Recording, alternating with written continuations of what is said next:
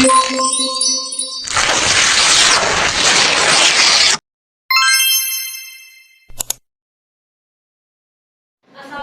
warahmatullahi wabarakatuh. Kami dari kelompok 3 dengan saya sendiri, Rasti Maita Putri, sebagai moderator dan pemateri pertama. Muhammad Hendrik Halwati Iksan sebagai pemateri kedua. Saya Wahyudi Kurniawan sebagai pemateri ketiga. Saya Muhammad Firudin Guzali sebagai materi keempat. Kami di sini akan mempresentasikan hasil diskusi kami tentang bab 3, yaitu bagaimana urgensi integrasi nasional sebagai salah satu parameter persatuan dan kesatuan bangsa. Yang pertama, saya akan menjelaskan makna integrasi nasional. Istilah integrasi nasional dapat kita uraikan dari dua pengertian, yaitu secara etimologi dan terminologi. Secara etimologi, integrasi nasional terdiri atas dua kata, yaitu integrasi dan nasional. Integrasi nasional berarti mempelajari asal-usul kata pembentukan istilah tersebut. Etimologi, integrasi nasional dihubungkan dengan konteks tertentu dan umumnya dikemukakan oleh para ahlinya. Purana 2010 menyatakan bahwa integrasi nasional adalah kesadaran identitas bersama di antara warga negara. Ini berarti bahwa walaupun kita memiliki kasta yang berbeda, agama, daerah, berbicara bahasa yang berbeda, kita mengakui bahwa kita semua adalah satu. Yang kedua, jenis integrasi. Menurut Miron Weiner dalam ramalan Surbakti, integrasi nasional dibagi menjadi 5 jenis. Yang pertama, integrasi bangsa. Integrasi bangsa menunjuk pada proses penyatuan berbagai kelompok budaya dan sosial dalam satu kesatuan wilayah dan dalam suatu pembentukan identitas nasional. Yang kedua, integrasi wilayah. Integrasi wilayah menunjuk pada masalah pembentukan wewenang kekuasaan nasional pusat di atas unit-unit sosial yang lebih kecil yang beranggotakan kelompok-kelompok sosial budaya masyarakat tertentu. Yang ketiga, integrasi nilai. Integrasi nilai menunjuk pada adanya konsensus terhadap nilai yang minimum yang diperlukan dalam memelihara tertib sosial. Yang keempat, integrasi elit massa. Integrasi elit massa menunjuk pada masalah penghubungan antara pemerintah dengan yang diperintah, mendekatkan perbedaan-perbedaan mengenai aspirasi dan nilai pada kelompok elit dan massa. Yang kelima, integrasi tingkah laku. Integrasi tingkah laku menunjuk pada penciptaan tingkah laku yang terintegrasi dan yang diterima demi mencapai tujuan bersama. Ya, pada gambar tersebut, yang pertama, integrasi bangsa, yaitu kelompok budaya yang beragam bersatu. Yang kedua, integrasi wilayah. Integrasi wilayah dapat menyatukan wilayah negara.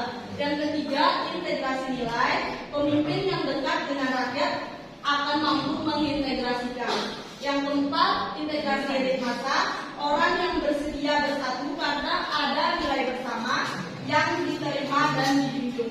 Yang terakhir, integrasi tingkah laku. Orang-orang bekerja secara terintegrasi karena memiliki tujuan yang sama. Yang ketiga, pentingnya integrasi nasional. Menurut Miron Weiner dalam Surbakti 2010, dalam negara merdeka, faktor pemerintah yang berkeabsahan merupakan hal penting bagi pembentukan negara-negara. Hal ini disebabkan tujuan negara hanya akan dapat dicapai apabila terdapat suatu pemerintah yang mampu menggerakkan dan mengarahkan seluruh potensi masyarakat agar mau bersatu dan bekerja sama. Sekian dari saya, terima kasih. Baik, saya akan melanjutkan penjelasan dari teman saya tentang integrasi versus disintegrasi. Disintegrasi adalah kebalikan dari disintegrasi, yang dimana disintegrasi bangsa adalah memudahnya satu paduan antar kelompok dan kelompok yang antar golongan dan kelompok yang ada dalam suatu bangsa merupakan hal yang terjadi di masyarakat. Masyarakat tentunya sangat menginginkan terjadinya integrasi. Namun dalam kenyataannya yang terjadi justru gejala integrasi, dan disintegrasi memiliki gejala dan memiliki banyak ragam gejala seperti pertentangan fisik, perkelahian, tawuran, kerusuhan, dan bahkan perang. Dan selanjutnya itu alasan mengapa diperlukannya integrasi nasional, yaitu integrasi nasional sangat diperlukan oleh negara Indonesia karena dari integrasi nasional dapat mempersatukan perbedaan-perbedaan yang ada di suatu bangsa sehingga tidak adanya konflik perpecahan yang terjadi dikarenakan perbedaan semata. Sekian dari saya. Baik, di sini saya akan melanjutkan materi tentang sejarah integrasi di Indonesia dan perkembangan sejarah integrasi di Indonesia. Jadi sejarah integrasi di Indonesia itu menurut Suwoyo pada tahun 2002 ternyata sejarah menjelaskan bahwa bangsa Indonesia sudah mengalami pengembangan integrasi sebelum menjadi negara yang merdeka. Menurutnya ada tiga model integrasi dalam sejarah perkembangan integrasi di Indonesia. Yang pertama adalah model integrasi imperium atau kemaharajaan. Model integrasi pertama ini bersifat kemaharajaan. Struktur kemaharajaan yang begitu luas ini berstruktur konsentris. Dimulai dengan konsentris pertama, yaitu wilayah inti kerajaan atau Nagaragung, pulau yang meliputi Pulau Jawa dan Madura yang diperintah langsung oleh raja dan saudara-saudaranya. Konsentris kedua adalah wilayah di luar Jawa atau mancanegara dan pesisiran yang merupakan kerajaan-kerajaan otonom. Konsentris ketiga yaitu Tanah Sabrang adalah negara-negara sahabat yang dimana Majapahit menjalin hubungan diplomatik dan hubungan dagang kepada negara-negara itu, antara lain dengan negara Kampa, Kamboja, Thailand, dan lain sebagainya. Model yang kedua adalah model integrasi kolonial. Model integrasi yang kedua ini adalah lebih tepat disebut dengan integrasi antar wilayah Hindia Belanda. Integrasi ini sepenuhnya dikuasai pada abad ke-20 dengan wilayah yang terbentang dari Sabang sampai Merauke. Pemerintah kolonial mampu membangun integrasi wilayah dengan menguasai wilayah maritim, atau dengan kata lain, pemerintah tidak memiliki dukungan massa, yang berarti integrasi model ini belum cocok atau tidak mampu menyatukan segenap keberagaman bangsa Indonesia, tetapi hanya bermaksud menciptakan kesetiaan tunggal pada satu pemimpin kolonial. Yang ketiga, model integrasi nasional Indonesia. Model integrasi ketiga ini merupakan proses berintegrasinya bangsa Indonesia sejak menjadi negara merdeka pada tahun 1945. Dalam sejarah penulisnya, kesadaran bangsa ini dilalui dengan beberapa tahapan. Nah, tahapan-tahapan tersebut antara lain sebagai berikut. Ya, 1. Masa perintis. Pada masa ini adalah masa di mana dimulainya merintis semangat-semangat kemerdekaan melalui pembentukan organisasi-organisasi.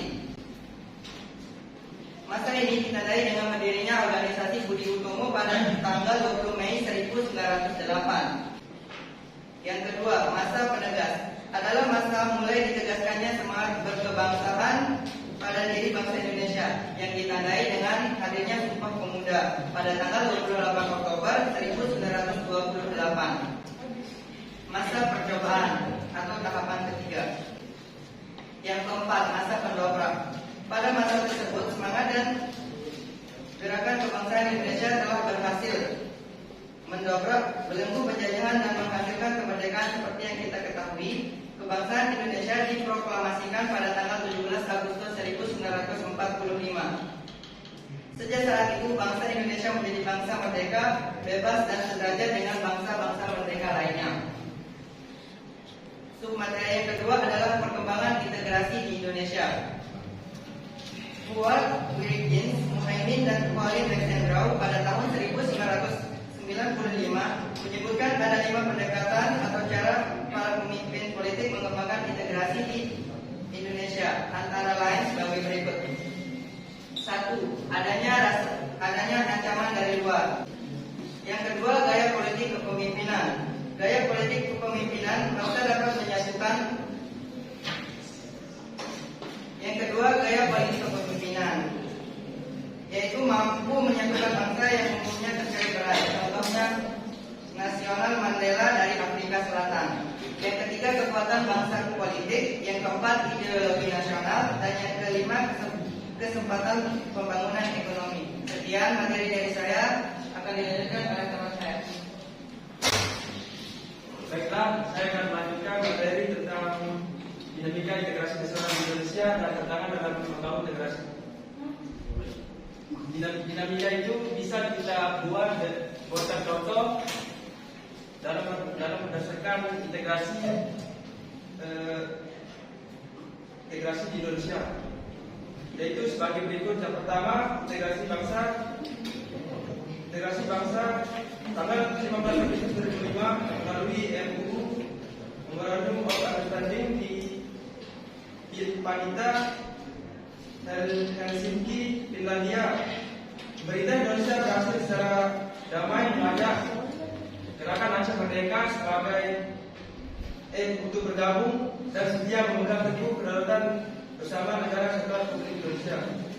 Proses ini telah berhasil menyelesaikan disintegrasi yang terjadi di Aceh sejak tahun 1997 sampai 2005. Yang kedua, integrasi wilayah.